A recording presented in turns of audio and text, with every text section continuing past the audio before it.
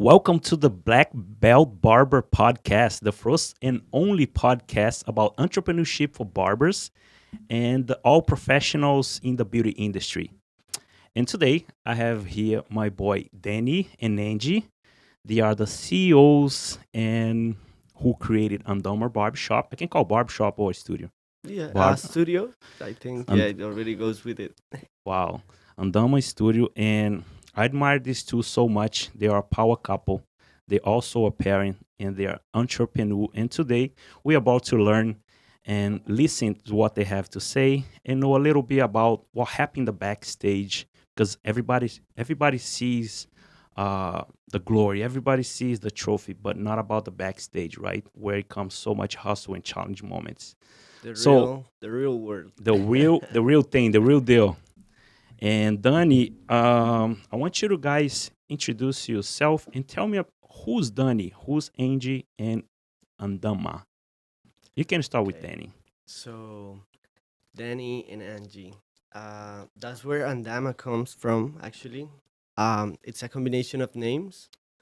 Um, but first, we're gonna tell you guys where we're from. We're from Cool. Colombia. From Bogota. We came here to the States like around 7 years ago. We came together. We're from the same neighborhood. We always like grow out together. We always like used to go out like friends and all that stuff. Before I was a barber, she was a stylist already when I met her. She's been a stylist forever, actually. Forever. She was born for Yeah, it. yeah, yeah, with scissors on her hands. So, yeah, I met her. She was a stylist already, so she introduced me into the stylist world and like cutting hair and learning how to work actually, because um, I was a very different person. Yeah, Angie. Eh, P. How old are you? How old are you? Oh, so, well, my English is so bad, so I can't try right now It's okay. speaking English, It's but okay. you got it, girl. You yeah, got I it. got it. I love the Colombian accent. Yeah. Actually, I love the Colombian people. One of the most beautiful accent I know, the language from the Hispanic It's sharp. language. I It's love it. sharp. You guys have a beautiful English and a beautiful accent. I like it too. Right? So don't be afraid. No judgments here. So you came to United States and then Okay, so we came to the U.S. 6 or 7 years ago. Um, we decided to come here because she got pregnant. We was very young. We was like 18 or 19 when we found out. So it was a very life changing kind of thing. So it was like, okay, if life is gonna change, let's do it all together. Like, let's change life from scratch. She used to own a salon over Colombia, a very small salon. I say small because compared to the sizes in here is different, but over there was pretty good. It was in a good neighborhood, and she was already doing her thing. That's actually why I decided to start learning from her and all that stuff, because I saw the how busy she was, and she needed me. My dad is a stylist too, ooh, for 30 years when I met her, or even more. But I was never really tempted to learn, or really, I really never liked it, because he was always trying to teach me and stuff, and I hated it because my friends was making jokes of me, my dad and that, and I was like, no, this is not my thing. So I went to college for other stuff. here Uh, or there? There, Over there, there. yeah. What did you study in college? I did technical on mechanical cars, Wow. and actually I That's graduated why I on see you that. guys love so much. Yeah, we love cars. Actually, we We, met no, too because of cars. nosotros nos conocimos ahí. Yeah, we met because of cars, because her friends, they like cars too. Colombia is a big car thing, so they like to do meetings and all that. And in a meeting, I go meet her, and I was like, shit. It was Um, like what, a car show? kind of. So it was like a night meeting. It's a very small thing. We go eat and we talk and then we go home. People show off the cars and Yeah, how hooked up yeah, is. yeah. They talk, they make jokes. It was more like a friend thing already. It was becoming like a very close friends thing. I met her, and honestly, I never thought really she was gonna be my girlfriend or anything. I knew she was a stylist. And she didn't know my dad was a stylist. Um, when we start dating, she finds out that my dad is a stylist, and she's like, "Okay, so I feel like this is gonna work better." Wow, cool. Mm, And so and how old are you now, you two? we both are 28. You both are 28. Oh, Mhm. good You're age. so young. So Mhm. young. And I felt like you guys having the blood to be entrepreneur already. Since then, you already have your own salon, and then you guys got here. So you're a parent also. You have one kid, right? We have a daughter, yeah, You have a daughter. How old is she? 7. 7. But then how did you learn cutting hair? So when I graduated from school, I was starting to find jobs on car shops and stuff, and I hated it because when you start working on that, you have the worst jobs, the worst things to do. You have to do them, and I'm a very skinny guy. I'm not really strong like that, so it was creating me a lot of issues. I was starting to hate all the time wasted that I did on school and all that stuff. Um, so she was my lifesaver right there, because I was starting to go in like a very negative and depressive time, because I was like, no, I wasted all this time. Now I have to find out something else. Um, Back in the day when I was a kid, my dad was making me wash people hair, and he paid me $5 every shampoo I do, and he Wow, would make that's me a lot of sweep. money for a shampoo. Yeah. $5. Mm-hmm. I want to work for him. And he will make me sweep the floor and do all that stuff. I think everything happens for a reason. Mm-hmm. You know, That's everything in true. life happens for a reason. That's true. So when I go and meet her, I apply all my skills on shampoo, washer, and floor sweeper. So you're working for her. So I started doing like helping her, since she was super busy. She was by herself too. Like she had other people working, but then there was a time that I don't know what happened. Everybody left. I can call her the boss. She was the boss. She is the boss. She is the boss. Yeah. Just like home. Then I have a question for you. What are the biggest challenges you find out yourself in it when you first start cutting hair? You also Angie, but let him. Challenge. ¿Cuál fue Mayor desafío. el desafío más grande cuando empezaste a cortar? Aprender a tener dos instrumentos en las Very manos simple y there. poder tener como dos instrumentos en las manos y manipularlos de una buena She manera. was having the comb in the mouth and the scissors. So having the two tools at the same time in both hands were your biggest challenges. That was difficult. What was yours? What was the biggest? Mine. My God. Okay. The clipper was really difficult. Really difficult. It was still looking very dirty, and I was trying to clean it. And then the transition from this to this. Oh my God. My God. How was for you when you started?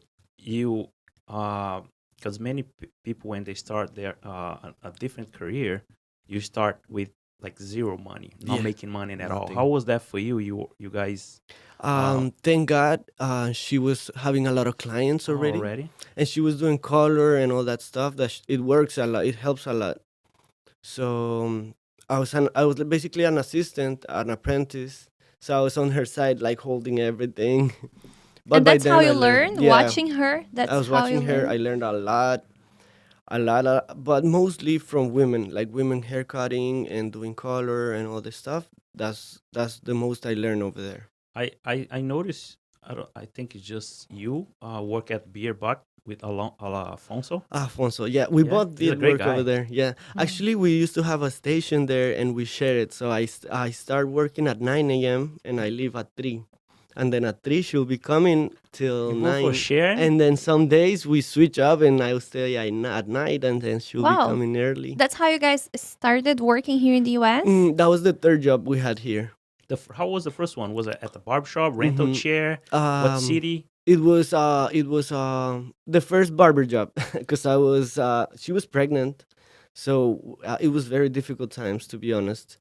At that time, we was trying to find a home. We was trying to do different things to like at least be able to live. So I was a dishwasher. I found a job in a car shop. Um, Actually, I got a hernia. That's how you call it, because Yes. of working on that. They was making me putting motors of cars in the ground, and I was like, oh my god! I was getting home, and she was almost crying, seeing me every day like that. And I'm like, no worries, one day we'll be fine. We was living in Orlando by then, and then we moved to South Florida right here. And on the way from Orlando, I was trying to find a job. I On Craigslist, that's by then Craigslist was a main Was thing. big, uh-huh.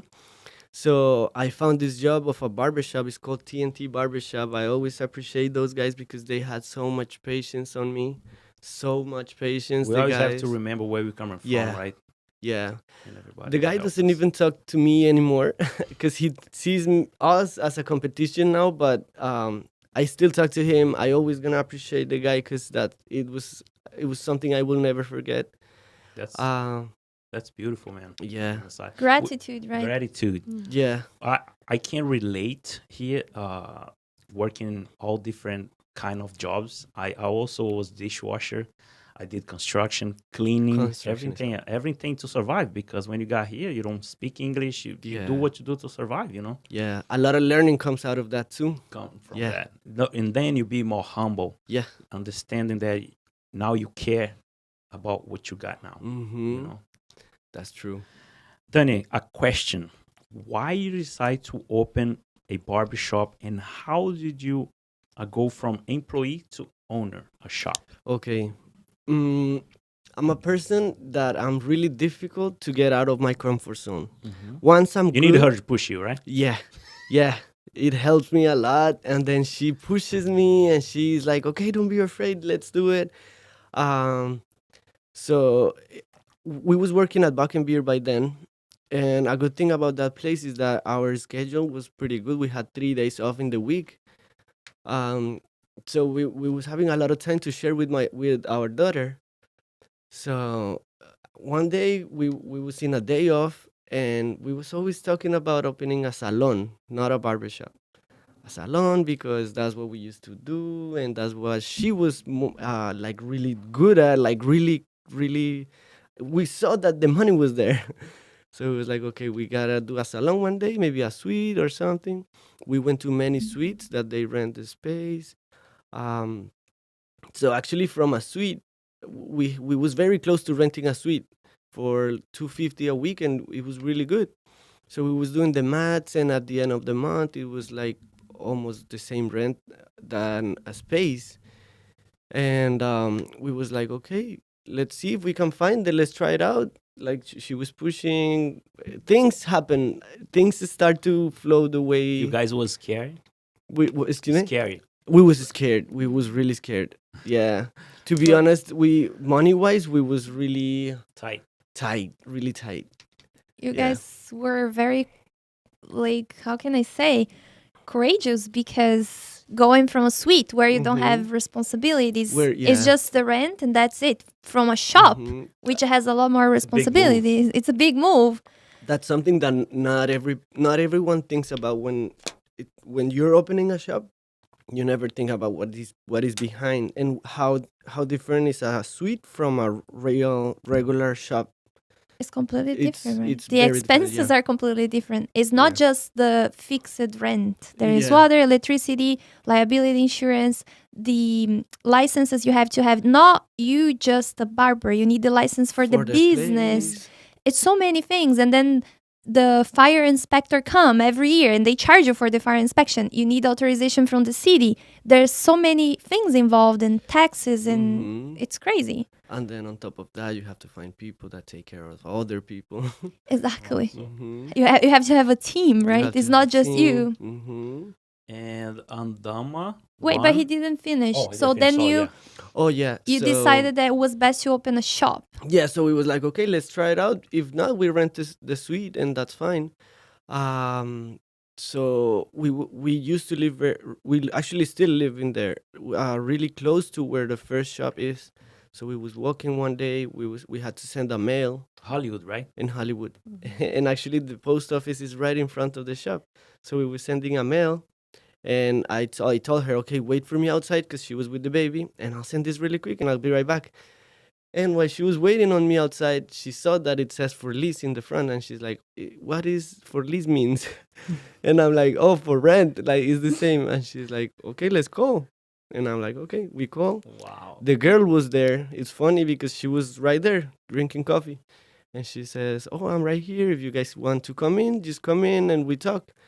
And we were like, "Okay." We crossed the street. She was there. She saw my daughter, and she got in love with my daughter. That was the hook right there.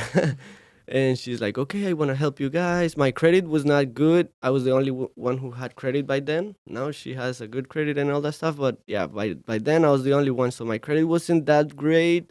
She was like, okay, I'm going to help you out. I want you guys to like succeed and all that stuff. The most Um, important thing is you gave the first step. yeah. Now see where you are now, and Mhm. the first shop I've been there too. Amazing. You guys did a really awesome job there. But how was the transition to work for someone and have your Dude, own shop? How was that yeah. transition? So work wise, that transition from just waking up and going to your station and working, and at the time you have to leave, just leaving home, being home. That was very comfortable. I'm gonna be honest. That was very comfortable because I had time to share with her, with the baby. Still, I still do have, but now I appreciate that time more, way more, because is more limited. Sometimes now we have to be at the shop cleaning or finding, Organizing, yeah, doing other things that yeah, not the technical not side of the exactly, business. You know, yeah. it's The marketing is the a big thing, marketing. You big have all thing. that strategies that you have to create to build up a brand and keep growing, right? Yeah. It's a lot more responsibilities and a lot Mhm. more work. You have a team. You have to build Mhm. a team. You have to train your team. You Mhm. have to take care of. You have so many things to think about. It's not just going to work, cutting hair, and going home. Mhm. Sometimes you're the first one to arrive and the last one to leave. And on weekends, when your employees or your barbers, whatever, whenever they are having some free time, you're there working, you're there painting the walls, you're there cleaning. So it's a lot more It's a work. lot more work, yeah. How you find out uh, yourself when you guys open to find people to work with you guys, like collaborators, like barbers? Was So easy? Was challenging? Is still it was, challenge? yeah, it's still difficult, yeah. It's still very very difficult. Not because we don't find good people, because that's not the thing. It's more because nowadays is different. I feel like people feel very comfortable or very confident where they are. Um there's many ways now for barbers to make money. The cryptocurrency and all this stuff makes people be more comfortable where they are, or being wanting to be less of a monotony constant person of being at the shop every day. So I that's been a little hard. I want to share something.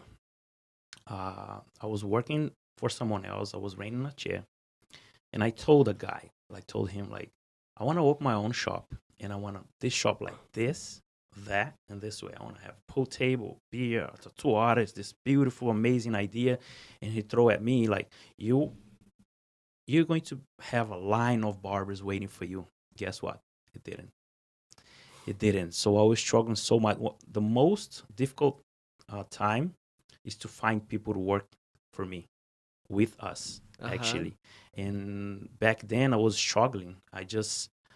I I didn't understand much about having a culture in your shop. I didn't know how to interview people. I didn't know how to find the right people.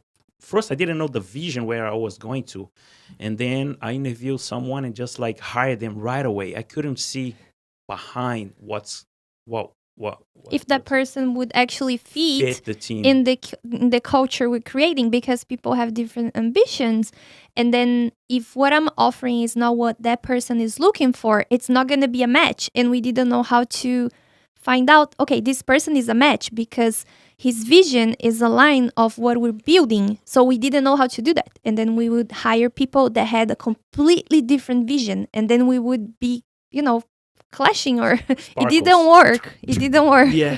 So how in your team, how did you build your team? How did it go for you? So thank God it has worked really really easy for us. Thank God. We have a really good team. All the guys, every single guy is crazy. Like sometimes we are actually worried for them to make more. We're like, no, we need these people to be more successful, to do more Help things. them or guide them. Yeah, like cut better. Adrian, Adrian. You guys know our guys over there. They are amazing. Also they are always on time. I'm just impressed. Like life just put the right people on our lane. But before that, we had to struggle a little bit, right? With You the have to learn with your own mistakes, maybe experience. also the same thing that happened to you guys. We was doing the interviews and we was just listening, not even listening. We was just talking, and that's something that she actually teach me a lot, because she was like, okay, go interview this guy, and I'll be just talking. This, that, we will do this, and the guy would just be listening, but I didn't have my time of listening what the guy wants to say to see if he's a good match.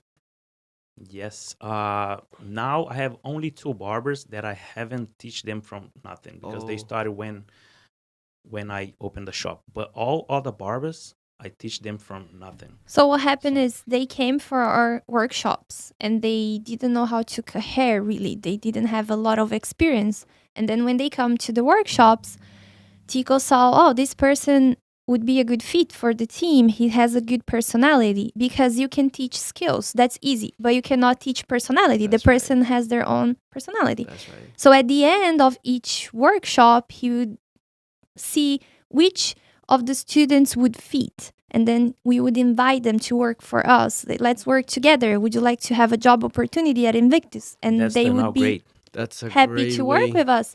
Yes, because we had time during the whole workshop. Tico had the time to know them better, know who Analyze they them. are. Because just an interview, 10 minutes, you can't Yeah. know a person. Yeah.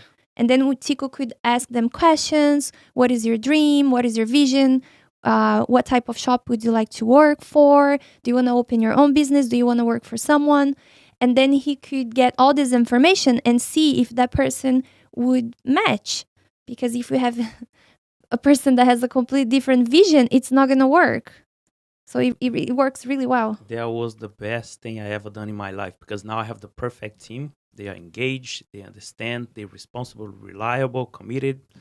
So that was And the it's best thing I've done. they're all having a good time while they work. Because they the work. They personalities love working there. match. Yeah. That's the workflow. That's So it looks like it's similar to what Yeah. happened to you guys after Mhm. you started listening more and seeing the people Mhm. ambition, what they want, what they're thinking about their Mhm. career. Then you were able to select people that would fit in your brand, in your culture, right? Vision. Yeah, at some point we was just letting people try the place instead of us Trying them. choosing and trying them. Yeah. Yes. And it's not that it messed up anything, because thank God everything's still really good, but it was causing us a lot of stress because every day was something new from And the for- guy. I From the think that's people. entrepreneur life. Yeah. Every day is something Trial new. and It's- error. You don't have stability. Try you and know? error. Yeah. Try and error. And it's not good for your clients, because every time they come, they see a different barber. They hate that. They won't be loyal to the shop, to the barber, because every time is someone different, right? And they might think you guys are bad bosses, Bosses or because bad- like bad every people. week someone different here. What's going on? No one stays at the job. That's true. It causes a bad impression. Yeah. So I have another question. When did you decide to open? Was the right time to open the second location? Because now you have two. Second You location. have one in Yeah. Hollywood and another one in Fort Lauderdale, Hmm. which is beautiful. I loved it. I love the idea, how minimalist is, how clean.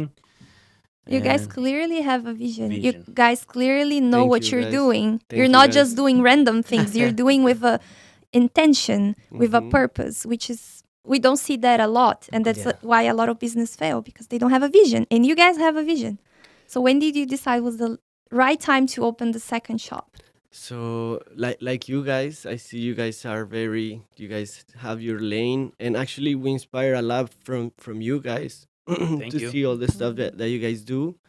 It's awesome to see that other people is willing to grow that way. And also a couple, we know you guys for a while. Since 2018 Yeah. on that TV Yeah. show, Yeah. I saw you guys grow a person, like a kid becoming a man. You In know, such a Yes. short period of time, there's so much growth. Thank you You're guys. even opening a second shop. You're doing education, your line of products. We're gonna talk about that later. But talk about opening the second shop. So How the did you second shop, decide to open a second shop? so I think when you feel comfortable, mhm, the life say you move. yeah. You need to do something. You need to move. Yeah. Yeah. So when I feel comfortable, so everything is working just smooth. So okay, This is time we to. need to move. We need to do something. Oh, So okay. You know what I call that? So I always say, some people might not agree with me, but I say that being an entrepreneur is different than being a business owner. Business owners, they get comfortable and they're fine. Like, okay, business is doing good, I'm making profit, I'm happy because it's comfortable. Entrepreneurs can't deal with the feeling of being comfortable. They are constantly moving. What is the next step? What's next? What's next? They can't stop. It's like Yeah. a fire inside of you. So you guys clearly are entrepreneurs. You're not business owners because you could stay with the shop. It's good. Life is good. I have time for my family now. I have a team. Let's enjoy life. But no, you guys venture opening a second business, which is starting from scratch. It's a whole new adventure, right? Yeah, we completely forgot about that little part. Now we're remembering how difficult it was. But I think what you said, what it separates a business owner from a person that is passionate about what they do, Entrepreneur. entrepreneur. I think the business owner just thinks about the money.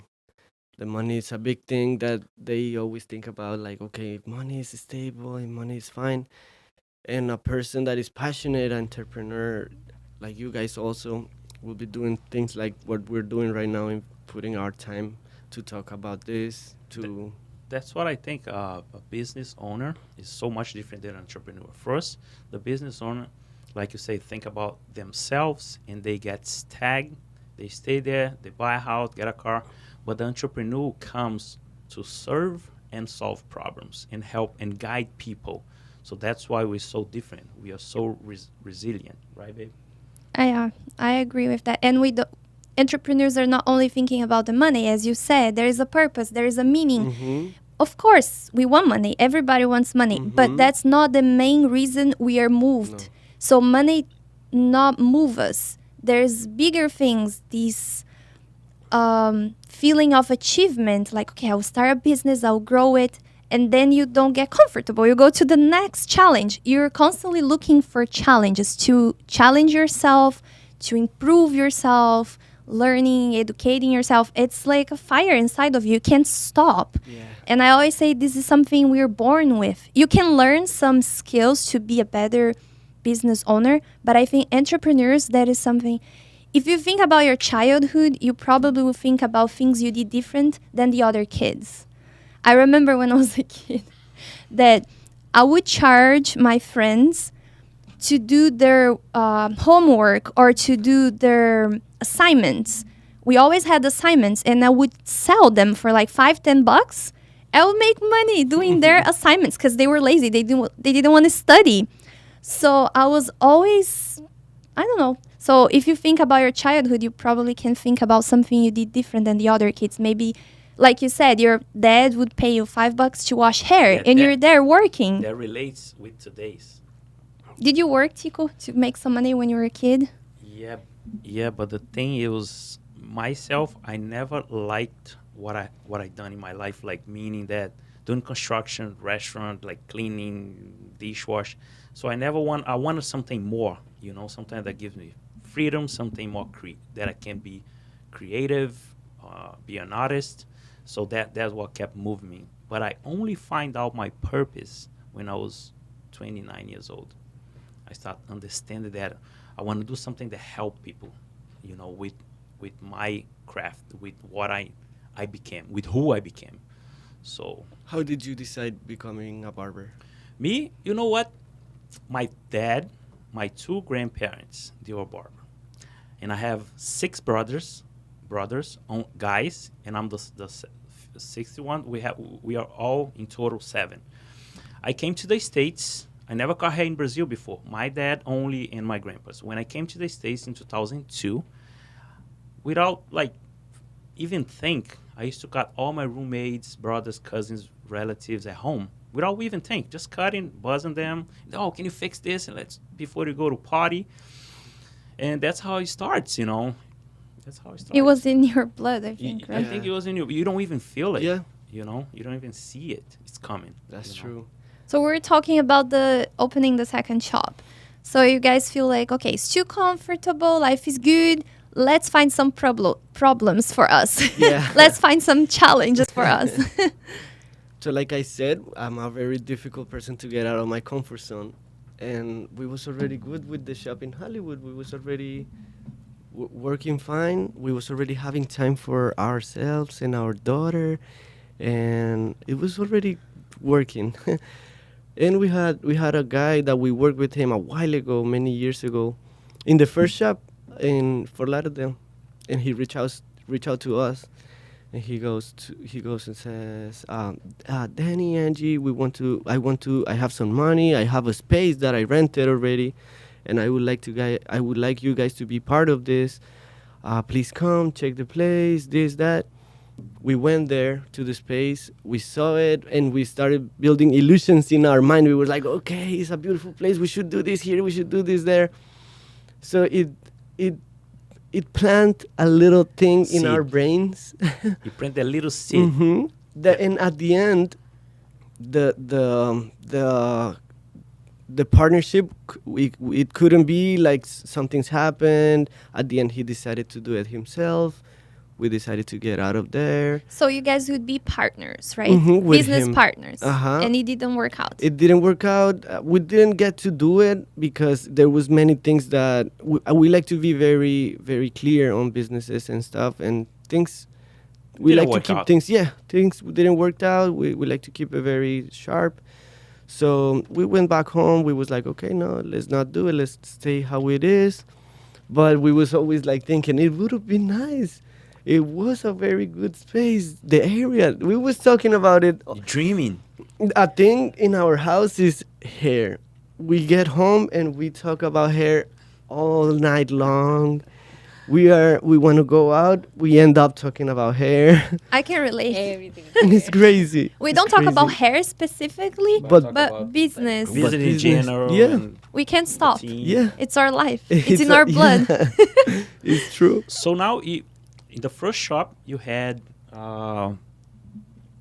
how many chairs and how many barbers you have now? So in the first shop is 5 chairs, already 5 barbers. Oh, that's awesome. Yeah, things already work pretty good over there. We like to keep it small. Just to, To keep it organized, Yeah. under control, Uh-huh. good barbers, mm-hmm. Sometimes less quality. is more.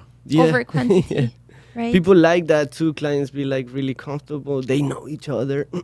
Like people, neighbors, they are already like really super related. Barbers know with clients. Sometimes they go out.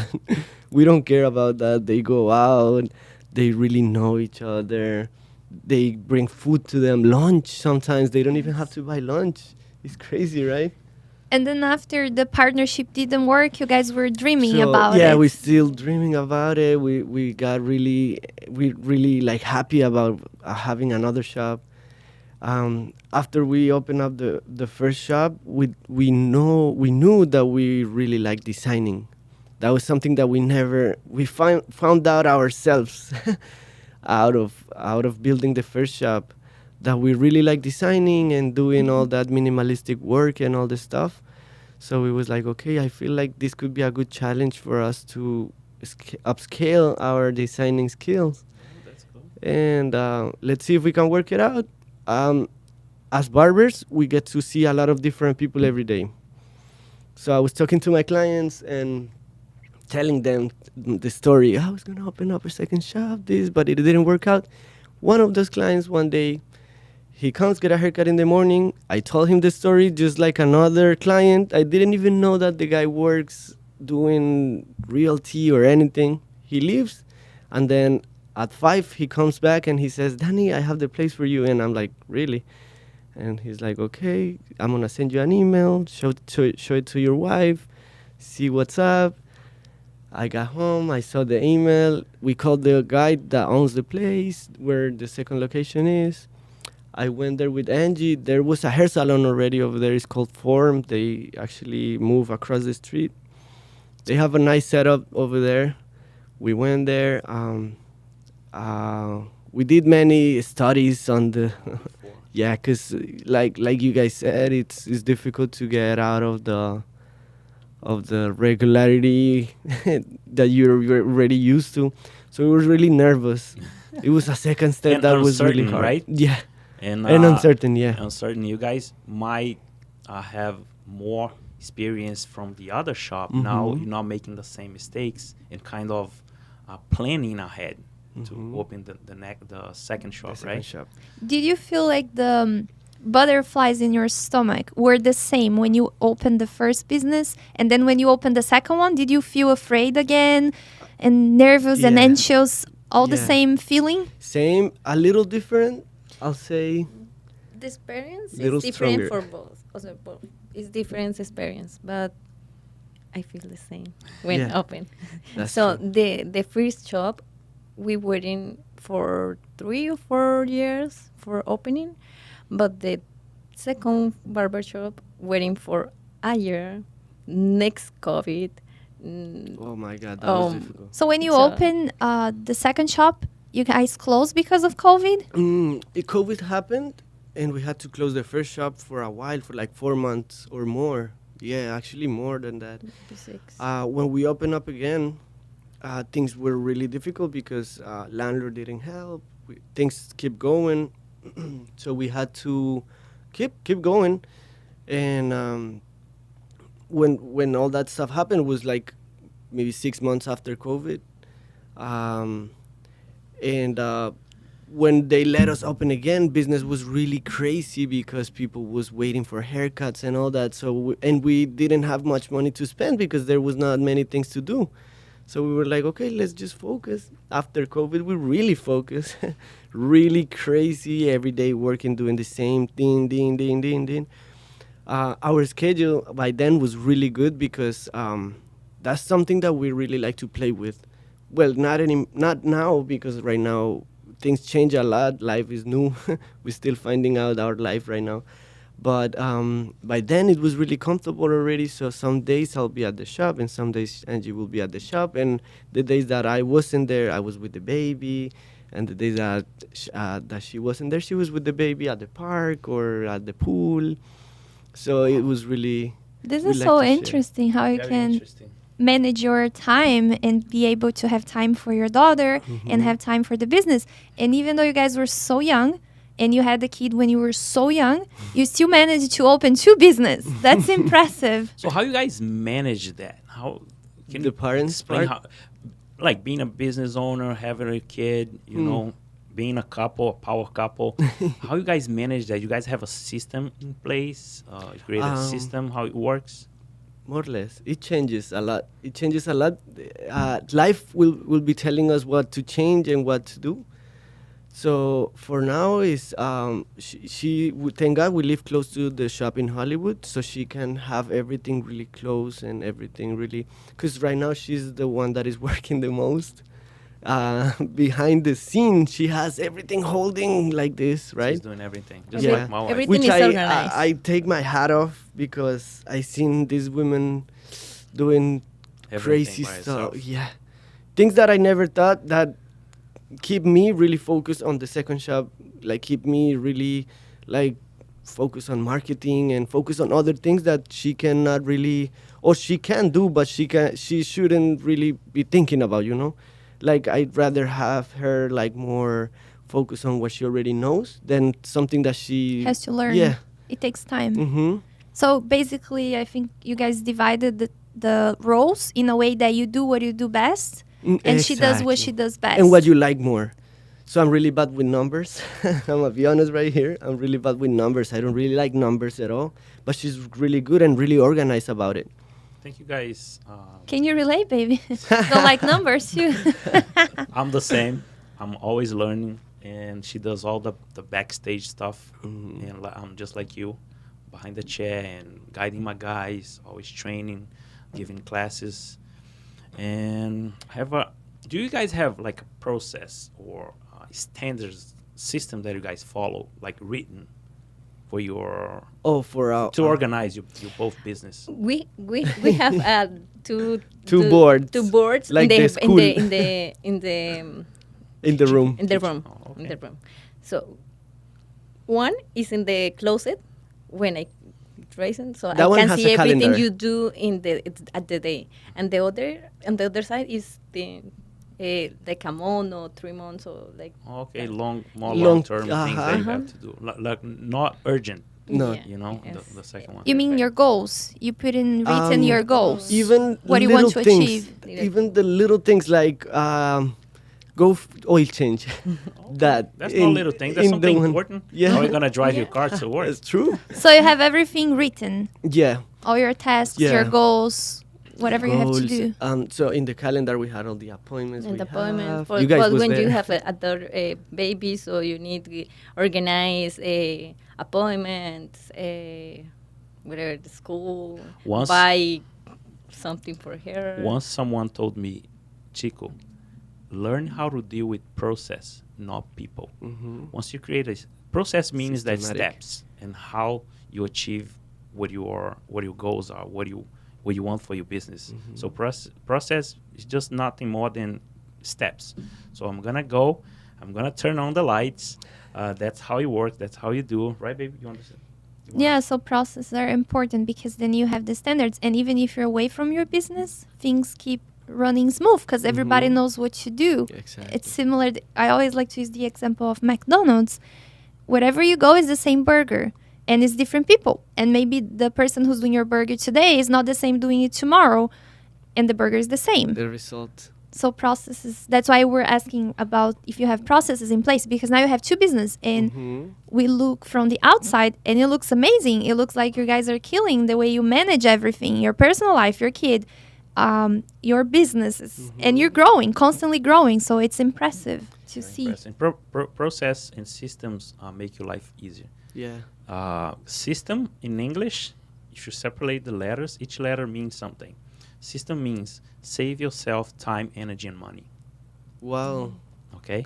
So if you have system in place, you're gonna save yourself time, energy, and money.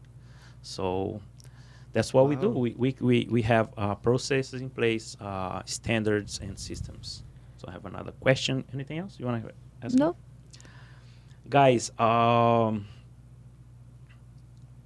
what difficulties are you facing right now with both shops Difficult. and in life in general? Like being an entrepreneur, a parent, a barber behind the chair. She's also a barber, but she also take care of the back scene, behind the scene. You know. So what's the difficulties you see right now? You're facing. ¿Qué es lo más difícil ahora mismo que sientas que en tu vida que está pasando, pues? En tu personal. I'll say in my personal, I'll say being a barber is already awesome. I love it. So that's something that it's not easy, but it's something that is really fun. So it's always gonna be good.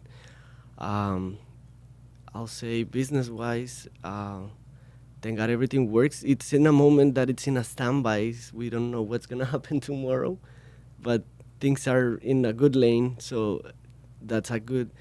I'll say being a parent right now for me is the hardest part because I transfer from being with my daughter more time to now just see her sometimes for a couple hours at night and then just go to sleep.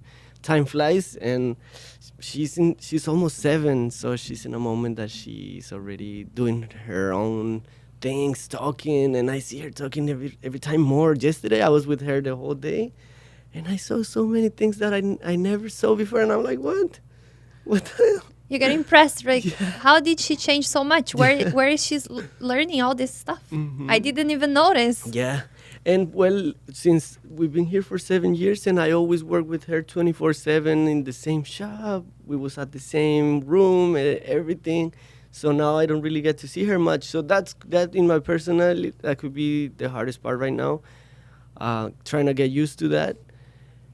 At the same time of trying to start the business from scratch on the other side. And de tu parte, from your part, I don't know, I'll say that her life changed a lot too because now she has to run a business for herself. Like herself has to be a mother, a business runner, a manager, whatever. So yeah, I say you think the same, but the difficult for me is not putting my passion, the hairdresser or haircut or barber. So I don't want to take it off that part. So I wanna take that part with the mother and is the manager with the chops or something like that. So that part is you don't difficult wanna for me, lose but the- I don't take it off my chair. So Oh, okay. It's very I- difficult for you to do that transition. You yeah. don't want to. right now, yeah, but right now we are open the other shop last 2 months. So right now is organized, but I can Little by little. I can do it everything. Oh, See? okay. So it's difficult for me to take it off the hair, the cutting hair. I don't want that. I don't want that. But I don't want that part of you die, right? yeah. But that is difficult for me. So putting that part inside all the. So you're spending more time organizing things and less time cutting hair. And you like to be cutting hair. That's what you love doing. I need doing everything. And now you do everything, right? You're a hustler. Yeah. but ¿cómo se dice? Como que ahí es cuando uno tiene que comenzar a delegar funciones, Oh, that's pero right. estando ahí, o sea. That's right. So Entonces, esa parte es como que la difícil. Poder delegar funciones estando ahí para poder no dejar mi pasión pues that's de lado. right.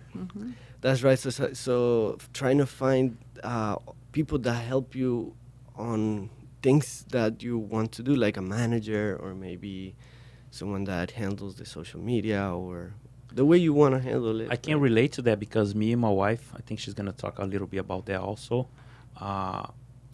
In Brazil, we don't want to let go the bone. You create the first shop, that's your little thing, that's your baby, and then you don't want to let go, and then you don't find people reliable and committed to do the way you do. But guess what? There are people out there that will fit your vision, that will help you. Because if you think about all the other companies, Amazon, all the big companies, Apple, there are people helping them. Without people, you can't grow. So we understand how important it is to delegate.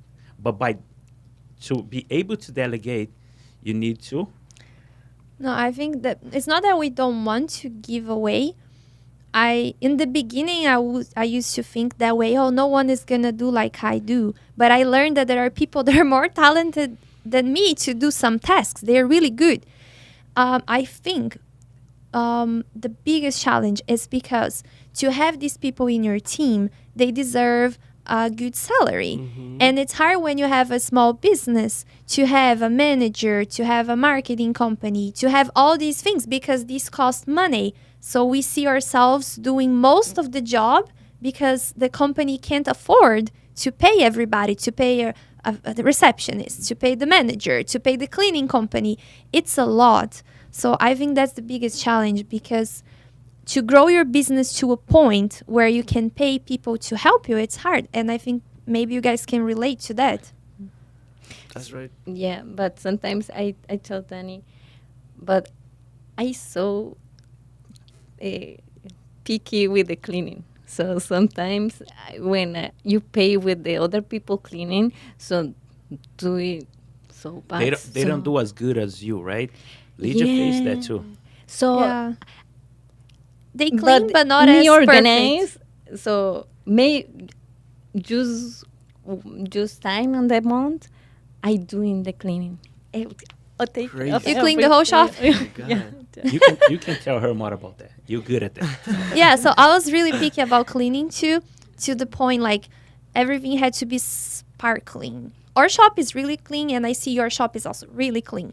But there was a point where we couldn't spend so much time cleaning, because then I wasn't being able to grow the business, to be creative and take care of the finances, because I was spending too much time cleaning.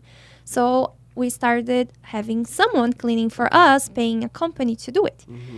And I had a hard time finding the right people to do it, because they were not doing properly. Then I would sit and talk and do a little manual, do this, do that, explain which product to use. We were able to find the person that is really good, but sometimes I see things that, oh my God, maybe they're not cleaning here. And then what I do, I just send them a message. Hey, listen, next time when you come, can you please pay attention to this detail? And then I kind of guide them, but I had to let go this freaking cleaning stuff, because then I was focusing on something that it's not going to really grow my business. I have to do other things instead of being so paranoid. That's how I see, okay? That's my way of seeing. Time is one of the most asset we have in life. And if we put that important asset that you have in cleaning and doing the stuff that you're there, put your hands on, you're not going to grow your business as fast. You can do it, but it will take longer. That's true. So time is important, guys. Time is very important. Use that wisely and trying to. Yes, find someone to clean the shop, show them how to do it. Don't stress too much about the cleaning, because you're wasting your time with something that you're a barber, you're a really good barber, a hairdresser, you cut hair really well. Probably the person who cleans cannot cut hair as you do. So focus in your strengths. That's true. And the person who cleans probably it's faster, because they do this every day. They know the right products to use. They're good at cleaning because they're doing every day. And also don't put your expectation higher than your own, because not everybody is gonna do as good as you do. You know, don't go with a high expectation. Just kind of course, guide them and accept. You know. None of your barbers can cut hair like you do, and they have their own abilities also. So we might not cut hair or talk or be a good communicator as someone else. And have another question. Any other question, babe? No. Good. How is it work with your wife? How is working with the husband every single day? Because, hold on, before you answer, I'm with her 24/7 every day. She's behind the scene, of course, but we're constantly together. And I love to be with her. I love to... Actually, I feel more secure when I am with her. Very secure. She's the one that takes over. And how is it for you guys working as a couple? So it's kind of like the same. Right now, it's not that much of us being together, because what I told you. But I love to be with her. Like, to me, I'll be with her every time. I feel the same. I feel more confident. I feel more able to do other stuff, more secure. I also feel that I grow better, and I do more stuff with her. The other day I was doing a color on Saturday. Saturday is the day that she works at the other shop with me, because it's busy and sometimes I have more clients. And she can be there more time because babysitter can't stay with the baby the whole day. So on Saturday I was at the shop. I was doing a color and I had like 4 people waiting on me already, and I was crazy. I was trying to, and I look up to her and I was like, she's like, she was coming, she was doing something, and I was like, damn, where's she at? Like, I need her. And once she parked, I was like, okay, yeah, Oof. life is better now. She came and it was a whole different story. Like, she took over my both clients that I was doing. How is that for you, Angie? Work with your husband? ¿Cómo se siente trabajar con tu esposo, estar con tu esposo, Díaz? For me, it's so good, but when starting working Danny last 7 years, all days together. So just when opening this shop, we're separate. That's it difficult to. But gives a little. I miss him. Yeah, So it helps a lot. Yeah. Yeah, but that's good. It's Me and it's I feel complete. complete. Oh, Yeah, I feel like that. complete. So, Amazing. That's a good definition, right? Uh-huh. Complete. That's a good. I can really tell you good guys word. complete each other. Mhm. Me and my wife, when we start the business, the barbershop, we used to fight and argue every single day because we didn't know each one roles. Mhm. You know, she kind of intervened in my role that it's teaching the guys and talking to the guys and guiding them and the barbershop things. And she used to do all the financing stuff, marketing. And I didn't understand her role also. I was intervening and we was kind of colliding ideas. But after 6 months, a year, right? After a couple months Yeah. that we decided, like, don't cross this line. Uh-huh. I take care of this, you take care of that. Of course, we can talk about it, but this is what I know how to do it, and this is what he knows how to do it. So now we don't cross each other's line anymore, and then we don't fight. That's like the communication part. That's something that we learn every day, no? Actually, we're learning from you guys right now a lot. That cleaning advice is awesome. Actually, we're going to take that Yeah, really don't be too deeply. picky with cleaning, because then you're wasting so much time with true. something that it's not going to And grow your effort, business. too. But also the role part is the transition that we're working on right now, more of like the communication. Okay, what do you like to do? Tell me. You communicate yourself. So in order for you to communicate to myself, what do you want to do? More than what you have to do. So at the end, we will find out what you have to do. First, tell me what you like. So for now, she tells me, okay, I like to do the finances. I like to keep everything nice and organized. Okay, I don't like that part, so take it. Nowadays, we agree and disagree with things, but we never fight and argue anymore about her role and my role. We come, sit down, talk, communicate with each other. We get things solved like nice and smooth. That We helps a haven't lot. fight. No, we disagree with a lot of things, but it doesn't affect our relationship as a couple. So if Tico wants blue and I want green, and I'm stubborn and he's stubborn, and then he's gonna say I want blue, I want blue, I want blue, and then I'm gonna say green, green, green. But we don't fight, we just disagree, and then maybe we don't talk about it today. Let's talk about it tomorrow. But then as a couple, we're not fighting because we disagree with the business. But one thing that is really good is we have the same vision where we're going. Sometimes he wants to take different routes, then I want to go this way, he want to go this way. But the goal is the same. And I think that's what I see in you guys, that you guys have the same goal, the same vision. Even if you disagree, you're still aiming the same thing. Uh-huh. It's make your life easier. In our case, a good thing is that we have, let's say, the same taste. Like, we like the same stuff. That's something that we really, like, in my personal case, I thank God because of that. Because I'm a really, if I want something, she knows. If I want something, I'm gonna get it, no matter what. That's a good thing. But a good thing is that she likes it too. Most of the things that I like, she likes too. And I'm like, okay, thank God, because if not, I'll be here struggling. Then she can help you, right, to Yeah. achieve that. Exactly. So that helps a lot. So we go in the same lane, but there's always things that, like you said, there's always things that I don't understand what she has here. And communication, it's an important part. It's crazy important. The goals and purpose in life is like an umbrella. Mm-hmm. You know, your purpose in life is like an umbrella. You constantly need to do things that's under this umbrella. Okay, once something new come up, or any idea, or someone come to you and give an advice, you need to try to understand and avoid those risks to go around. And you always, if you under this umbrella that calls purpose, you always come back to your purpose, and you never get lost in the Yeah, in you the never route. get out of the. Yes. You start saying no to the things that are not aligned and yes to the things that align. Otherwise, you'll be running around like a dog around his tail and you don't know where you're going. You're in circles That's forever. That's The true. rat race. Yep. That's true. Uh, Another question.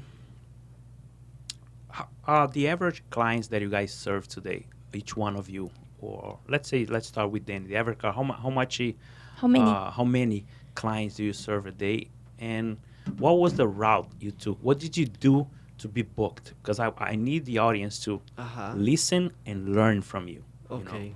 So at some point, I was doing 18, 16 clients. Some days I'll do 20, 22 clients in a day. I was working fast. But I saw that I was also like burning myself from that stress wise, because I was always late on clients, and also body wise, because I was always in a bad posture. It created me a problem in my chest, and there's a lot of health problems that comes out of stress, and also the strength that you had to put all day on your feet. And once I find out that it's a problem too for my health, I find out the value of my haircuts too. And I'm still in the process of finding out how much I have to charge also, in order for me to know how much clients I can take, or how many clients I can take in a day. But for now, my average of clients will be from 12 to 15, which is still a lot.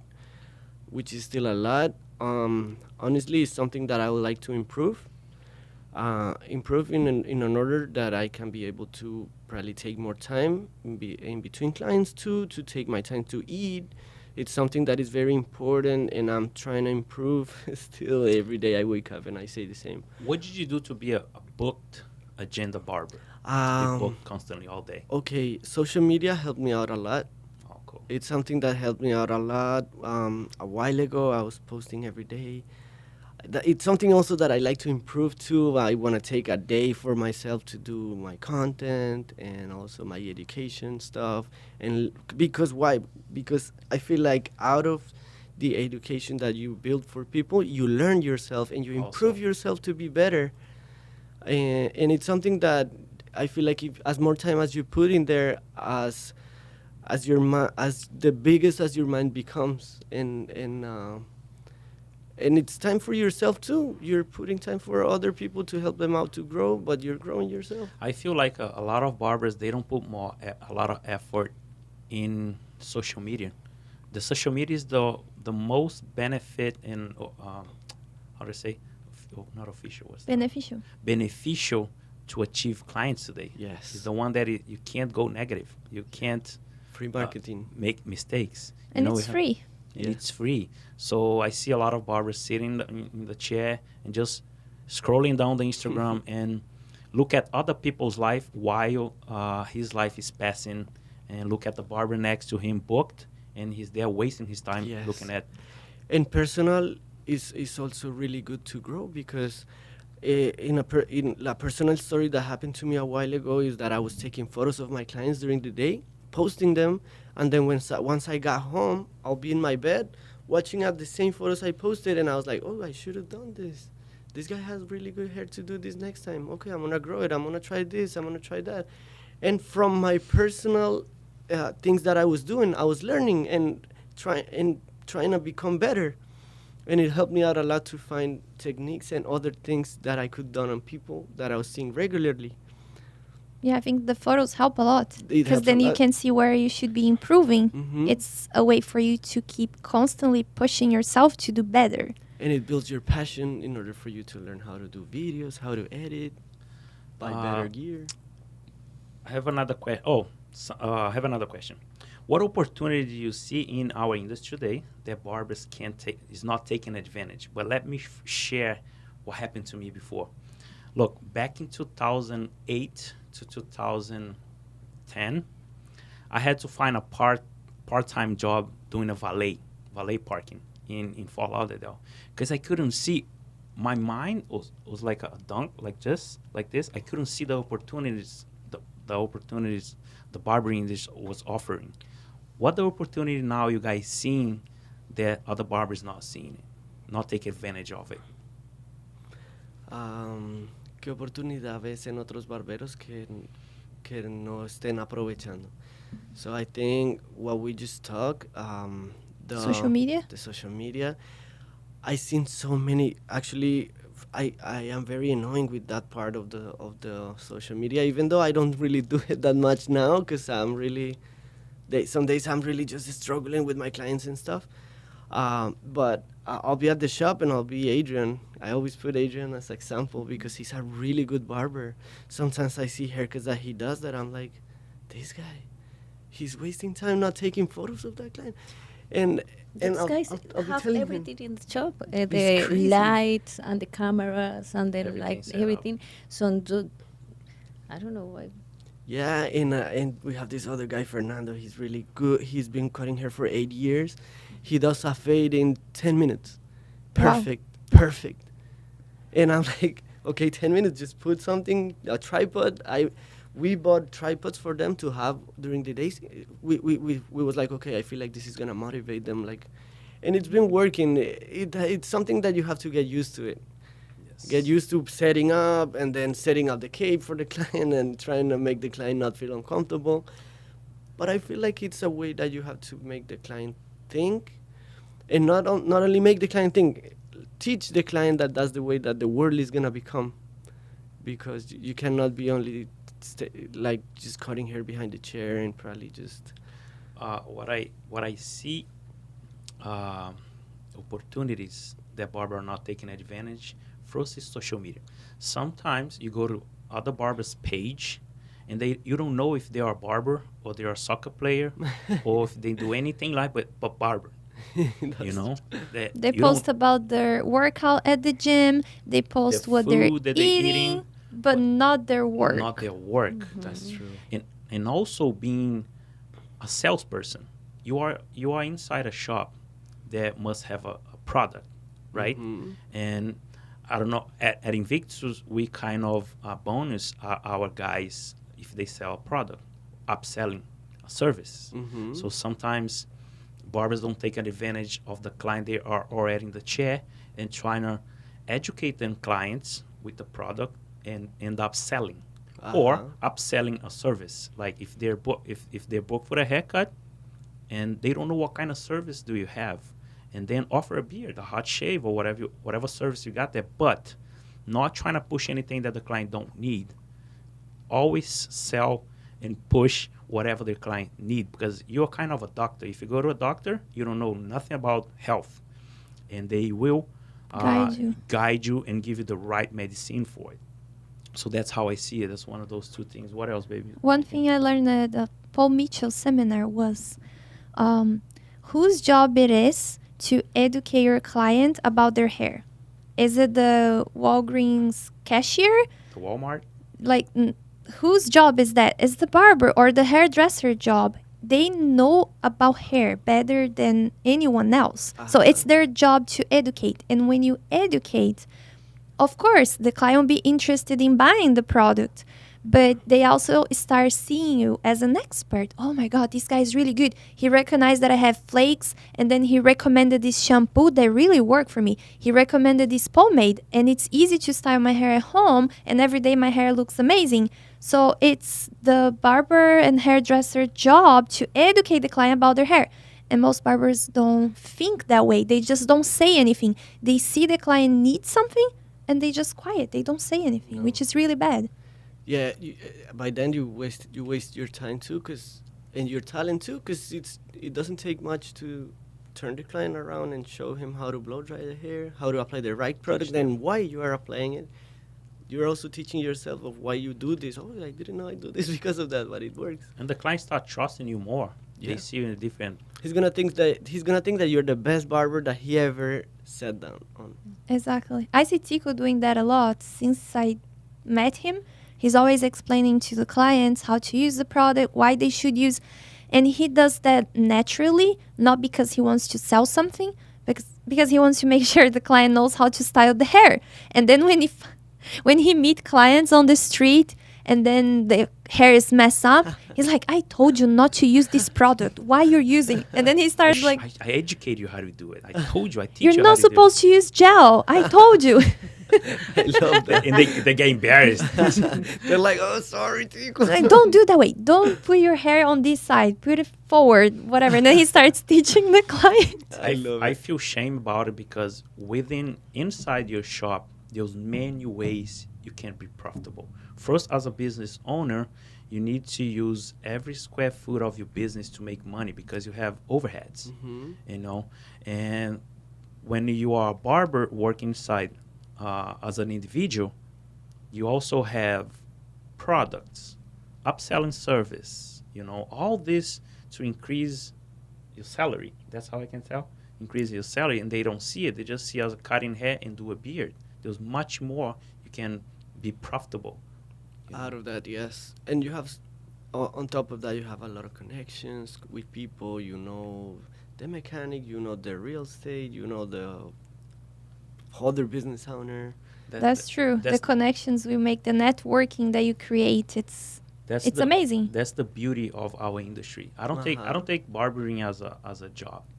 No. I take as I can be a better person by having all this connection and help somebody else. And also learning. Also learning a lot. All the problems that we solve come from our team ideas and clients. Most of the problems that we had that we solved was come or new thing that we have or new service that we have to implement in our shop come from clients and our team. As you said, your client that was a realtor, he saw this place and then he's like, you're just telling, oh, unfortunately I couldn't open the shop, it didn't work out, and then the next day he's taking you to a place. So this connection is amazing, this networking is amazing. It worked out perfectly. I had one guy that he was a manager at a company. He was a manager of this company, and he asked me for people. He needed people to work for the company, and he was constantly asking me. And one day I started sending my clients to him because they needed work, needed a job, and then I think I sent over 15 people to this company. It was a restoration company. Okay, after Restoration. damage. Like, yes, when you have fire, water damage. You see how much we can we had a impact. bad issue one day with Found them 15 employees. You see how much we can impact in other people's life Yeah. and help the society and contribute. This guy, one day I went to for the first time, I went to his office there. It was in Delray. He saw me. He never saw me before. He saw me. He hugged me. He thanked me. I said, well, and he is rich as hell. His company is very huge. successful. And he was so happy to meet Tico because all the employees he had at the time were sent by By Tico. me. Wow. So you see how much we can contribute, Yeah. man? The connection we have. That's true. So, Danny, for you both, how did you guys become an educator? Okay, You both. educators. that side is she teach me, right, everything I know, and then from there I was like, I learned and I improved techniques, and at night we talk a lot about hair and a lot about how to make it easier, faster, better, like improving techniques and stuff. And by all those talks, we was like, okay, I feel like with this we can do something. We have thought about everything, tutorial videos, this, that, and one of those things was being an educator and making events and all that stuff. And I think the first time we really did a class was at the shop over there. I think you guys went there. 2018 for Yeah. the TV show. Yeah. No, baby, It when was they really- did their first class, it was at their shop. Oh, was it? Yeah, like Their the first class. actual teaching that everybody's like quiet, putting attention and stuff. It was hard.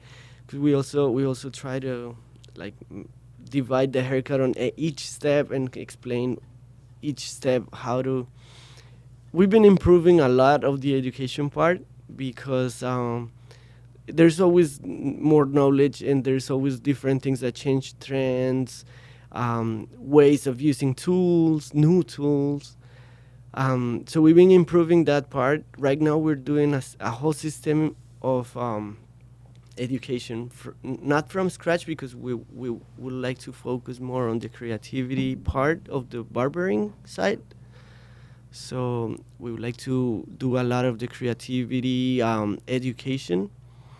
So we're currently writing down all the knowledge we have and trying to incorporate all the techniques that she have in her mind with my techniques, which makes it really fun. We have a tablet with an app that you can draw the haircuts and stuff, and we sit down on the porch after the baby's Do you sleeping. remember the name of the app? Because I have that. Too. I forgot. The hair tech. Hair Tech. Tech. Hair Tech. So we sit down on the porch after the baby's sleeping. We serve a little wine and we sit down Monday, Tuesday, any day. And we'll be like, okay, we're going to do this. Let's see. Do a haircut. And she start doing it. I'll be like, why did you do this? And I learn a lot from that. And she learns a lot from me, which is awesome that she's like, oh, I never seen things the way you're singing right now. And a lot of it comes off try error, same concept. A lot of try error. Not that you try with clients, but you also learn from previous experiences. A lot of the products that we make, we learn from clients. So the company that is in charge of our products, they send samples of everything.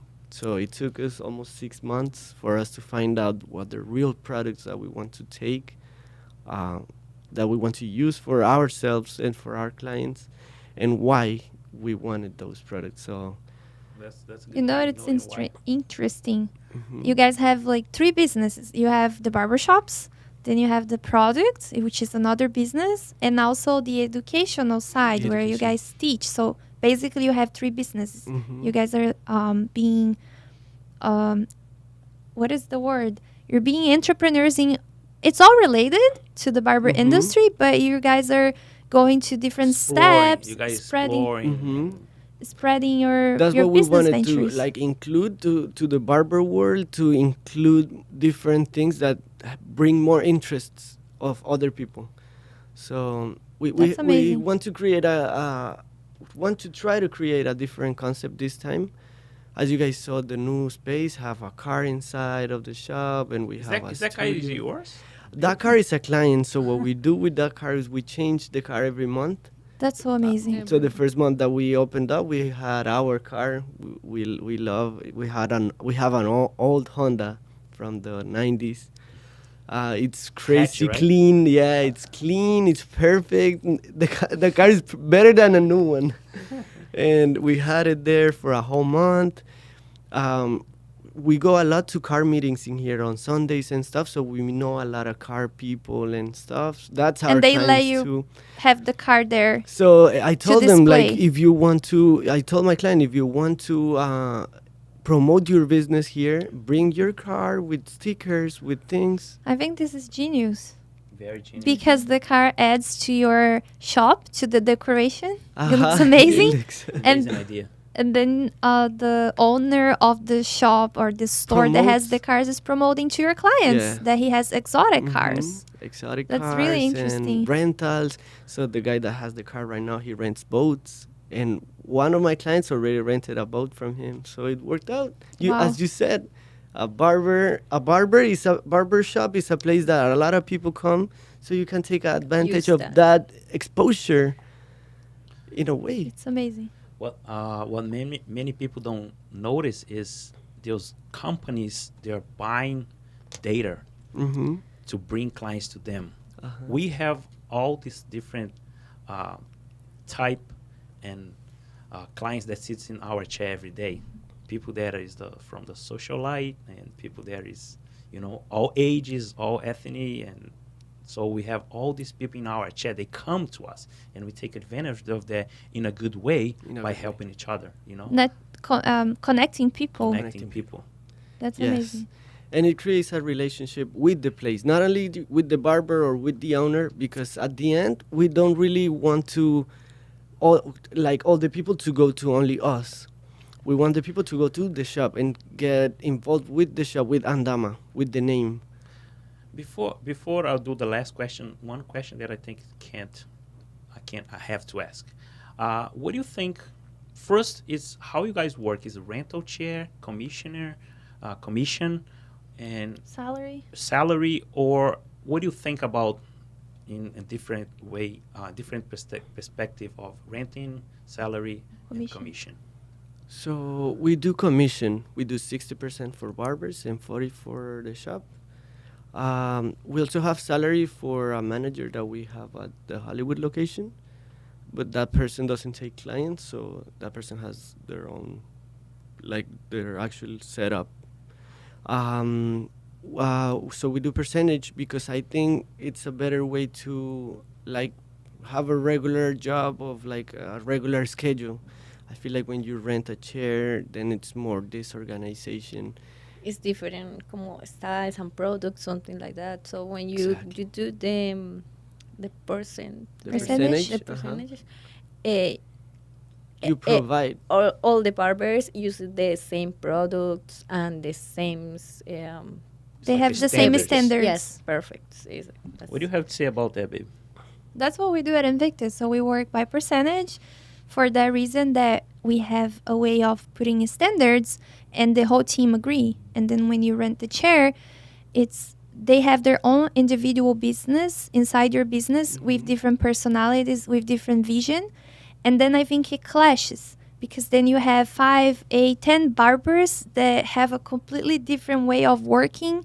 So with commission, it's the shop vision and everybody is together in the same boat. It's more more a team. organized. It's more of a team style of working. Correct. In a barbershop that rents chairs, it's just that everybody goes, makes money, and goes home. That's so important because that's what I've been noticing. This point you said that when you rent a chair, usually the owner, if he's a barber or not, he's not worried about building a team. He doesn't care, and usually the barbers they don't care about being a team, being friends, helping each other, and they even have some fights about, oh, you took my client, this is my client, Exactly. instead of having this team mindset. We're all together in this. Let me help you. You're too busy. You're late. Let me take your next client. You take my next client. Answer the phone. I'll put you this appointment. Exactly. We make sure that percentage that the shop takes, it's given back to the team. barbers and the clients too. We provide them a beer, coffee. The barbers have their uniforms. They drink beer. Well, they drink water too. They drink coffee. The shop is always gonna be clean. Let me share something with you guys. Okay. When we open our shop, we are paying 70% To the barbers.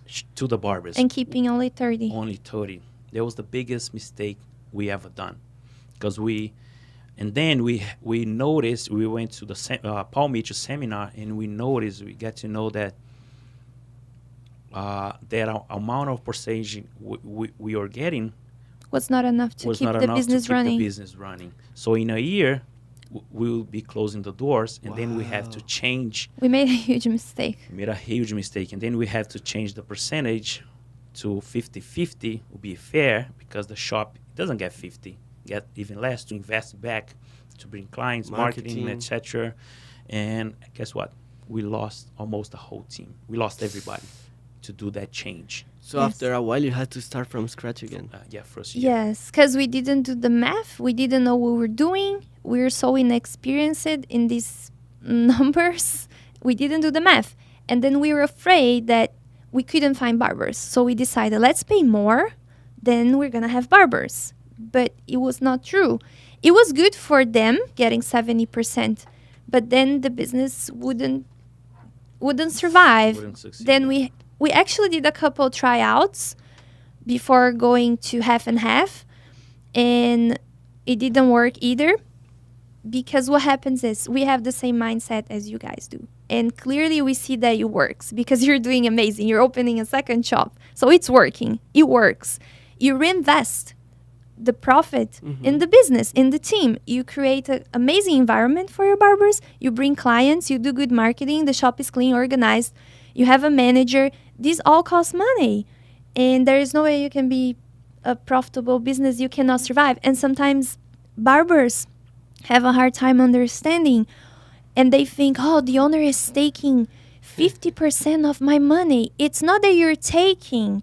You are reinvesting. You're helping them too. There's a lot of expenses to run a business. And I think 50, I mean, you guys paying 60, it's amazing. It's great. But I think 50-50, if the shop owner reinvest in the business and provide a good environment for the team, it's fair. When we took the seminar, Paul Mitchell, 2019. 2019, what he said about 2018. how much the percentage was supposed to be. So yeah, we heard from them because this was focused in hair salons. We're the only barber shop owners there. In order for the business to be really profitable, it should be 40% for the barbers, hairdressers, and then 60 to the owner. That's the right percentage to be profitable. Okay. But usually barbers don't know that. We didn't know, and we don't do the math. And then we see ourselves in a difficult situation. And since we are barbering and we start our business as a barber, not as an entrepreneur or business person, and we just go along with the culture that is being created forever. Yes. And when we look at, like, oh, now I'm paying all these overhead costs, so I can't survive in 40 or 30, and then you're trying to change, you lose your whole team. Yes. It's And difficult. since barbers are used to get paid 50, 60, even 70, if you offer them less than that, they're going to say, no, I'm not going to work for you because this is not fair. But the whole system, the whole barbershop industry it has this foundation that they are used to receive that amount. And it's hard to change because then they won't agree. They say, no, I'm not going to work for you because you're paying less than everybody else. But that's why you don't see a lot of barber shops succeeding and becoming big businesses. They are usually 1-2 shops and that's it. You don't see the big franchises, they pay by the hour. They don't pay commission. That's how they are profitable. That's how they have shops every corner. They might not have a good quality. but But they have people. But guess what? In South America, I say all the Latin countries, in Brazil, for example, they pay 38 to 40.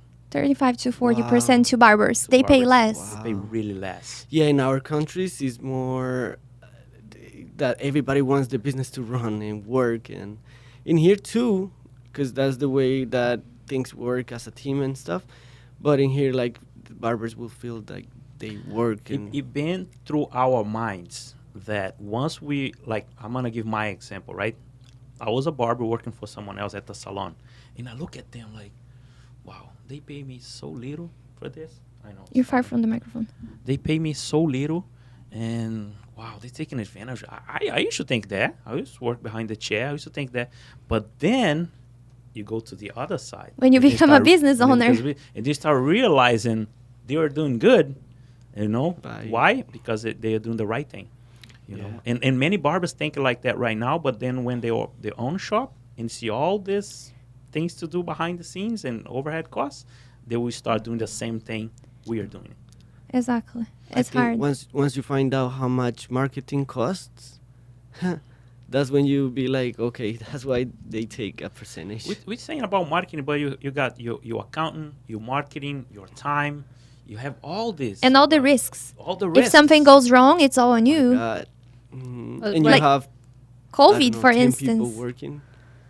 The shop were COVID. closed, and then you're supposed to pay all your bills, regardless if you're making money or not, right? And the barbers that work by commission, they didn't have to pay you anything. Okay, they didn't make money, but they don't owe you anything. Now you owe the landlord, the electricity, the water, Comcast, internet, Life whatever. tips. How are you Yeah. gonna eat? Exactly. Yes. So, guys, last question. I'm gonna start with Angie. Okay. If you have something to say, last thing, last word, last sentence, what do you think to say to barbers, to people from our industry that could change their life? If you have one last sentence. Advice? Advice.